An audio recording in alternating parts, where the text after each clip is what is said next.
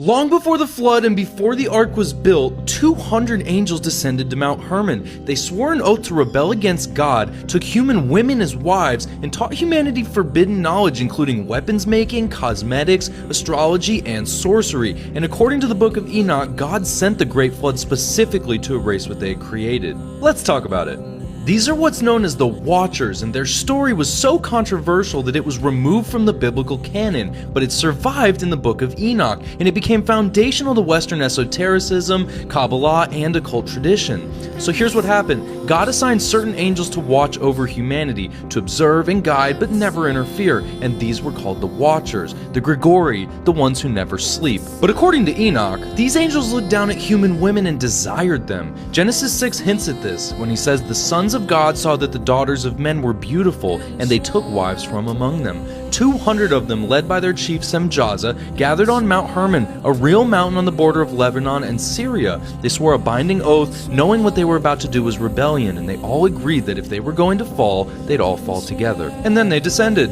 They took human form, married human women, and had children, and these children are what's known as the Nephilim, giants, hybrids of angel and human that should never have existed. The earth became filled with violence and chaos, and I have much more coming soon on the Nephilim, so stay tuned." Now here's the part that makes the Watchers absolutely crucial to esotericism. They didn't just corrupt through their offspring, they taught forbidden knowledge. The book of Enoch lists them by name and what each taught. Azazel taught men to make swords, knives, shields, and armor, and all the arts of war. He taught women cosmetics and jewelry, the arts of vanity and seduction.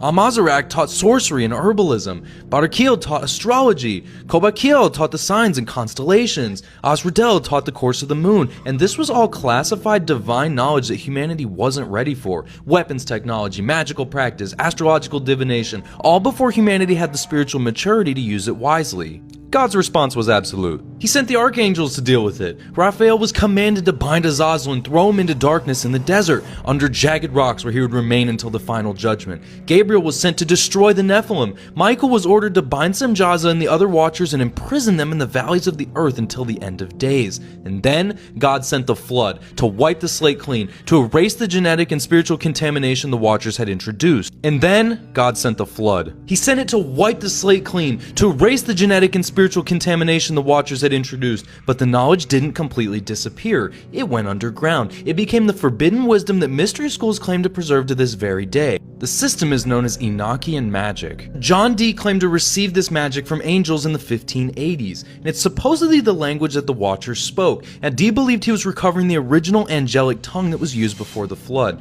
Even the Golden Dawn incorporated Enochian magic into their advanced workings. They understood